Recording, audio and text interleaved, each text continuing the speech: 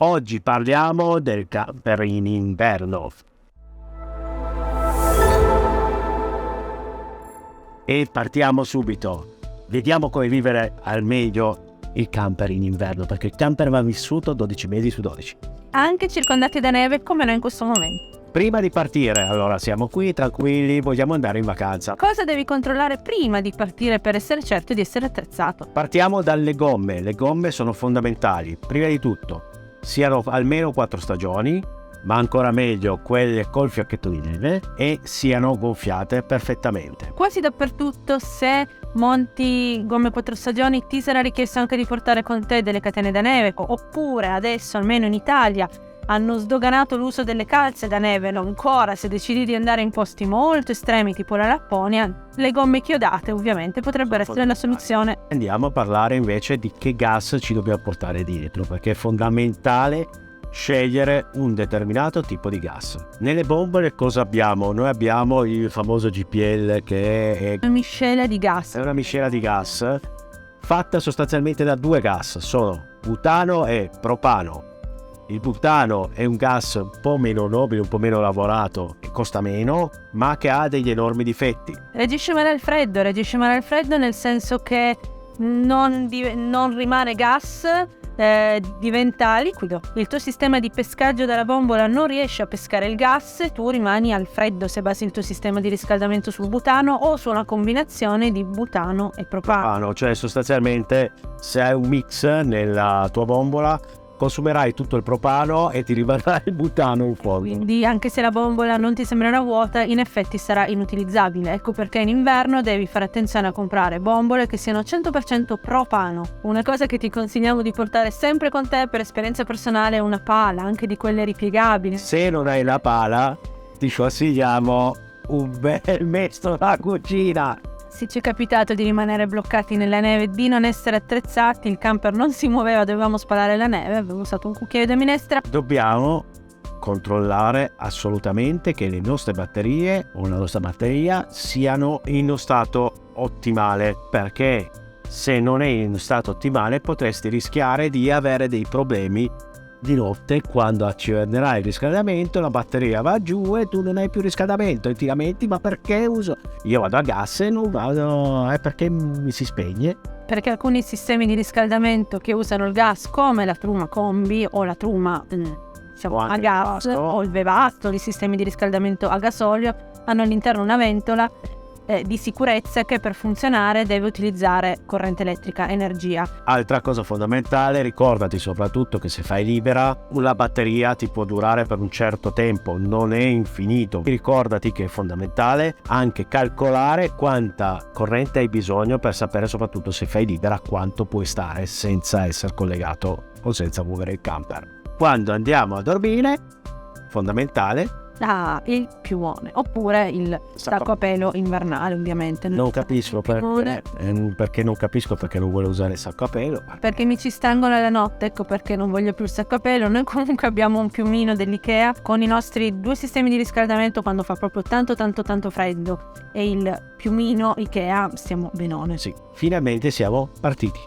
Che bello, si viaggia. Siamo arrivati nel nostro posto. Se abbiamo le coperture invernali, usiamole perché quelle ci danno veramente tanto riscaldamento in più, ci tirano sulle Le coperture in sé coibentano, quindi anche d'estate può essere utile avere le coperture esterne. In estate ci proteggono anche dai raggi solari, quindi ci riparano dal caldo. In inverno ci isolano dal freddo. Però comunque anche lì quali coperture prendere? Se hai un Ducato, non un motorhome, le puoi trovare anche universali in vendita, mentre con un motorhome come il nostro 2 sono le scelte: o acquistare proprio quelle della marca del nostro camper, oppure c'è anche chi le fa su misura. Noi sappiamo per esempio che l'Arcos fa coperture su misura ed Eclissis. Entriamo dentro.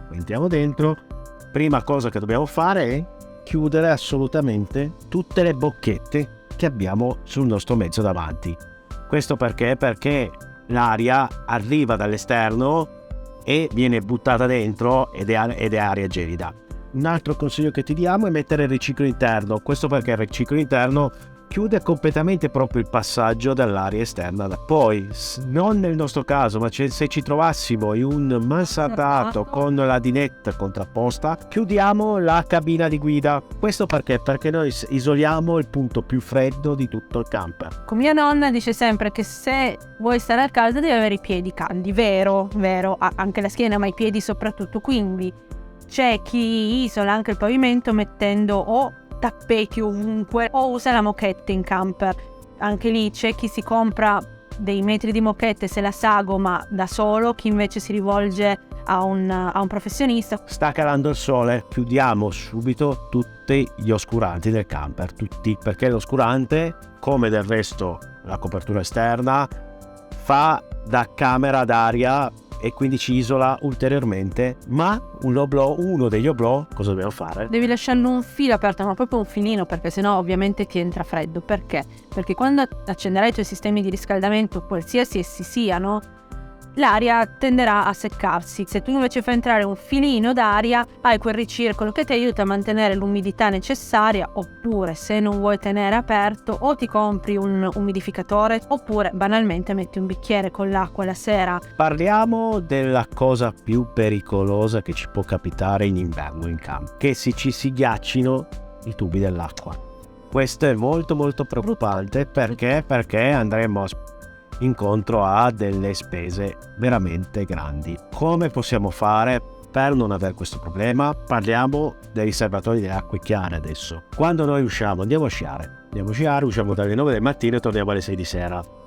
Cosa dobbiamo fare in camper? Spegniamo il riscaldamento o no? No, dobbiamo tenerlo al minimo, può essere anche solo 11 gradi, perché comunque tu sai che l'acqua è quel liquido infido che è l'unico liquido che quando gela aumenta il suo volume, quindi se si ghiaccia l'acqua all'interno dei tubi, e si ghiaccia se raggiungi lo 0 grado, non ci sono santi, va a premere contro i tubi che si spaccano, non sono elastici, ovviamente si crepano, si spaccano. Non solo i tubi. Non solo i tubi, assolutamente. La cosa più grave è se ti si spacca, se hai la truma combi, se ti si spacca il boiler, la pentola a pressione che è il boiler. Se si spacca quella, ragazzi, sono dolori. Per fortuna i boiler hanno dei loro sistemi di sicurezza. Parliamo invece del serbatoio delle acque grigie, normalmente sotto il camper. Se sei uno che ama tanto l'inverno, ti conviene chiedere o comprare un camper che ce l'ha già o fartelo montare dal tuo installatore di fiducia.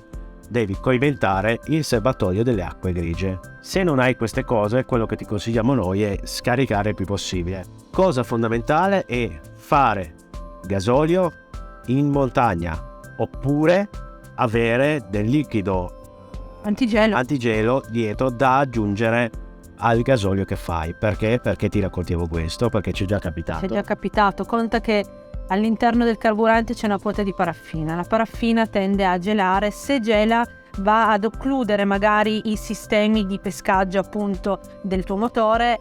A noi è capitato che questo succedesse, una particella di paraffina è andato a ostruire. I motori moderni sono molto sensibili e se sentono che per qualche motivo, e tu non te ne accorgi, perché io non me ne sono accorto, non arriva correttamente la stessa quantità di gasolio, loro si mettono in protezione e ti fermano. Quindi occhio. Antigelo o carburante in quota se vai in montagna. Ti consigliamo comunque di usare l'antigelo. Questo perché tu non puoi sapere se metteranno dell'antigelo all'interno o no. Se non sei come noi siamo degli itineranti spinti, ma se invece ami sostare nello stesso luogo per un po' di tempo, potrebbe esserti utile anche acquistare un preingresso. Puoi anche pensare di prendere i famosi tunnel, quelli piccolini che occupano solo la porta. Direi che ti abbiamo raccontato di tutto. Non mi verrà più così bene il mio bene, adesso devo rifarlo. Questi sono tutti i nostri consigli sulla gestione del camper in inverno. Seguici, ti aspettiamo su tutti i nostri canali. Siamo talmente onnipresenti che abbiamo addirittura un altro canale YouTube oltre a questo, il canale Alle Mandici Scoprire l'Europa in Camper, dove trovi anche lì per il momento delle cose tecniche, ma vogliamo incentrarlo solamente sul tema del viaggio. E noi ci vediamo al prossimo video. Ciao!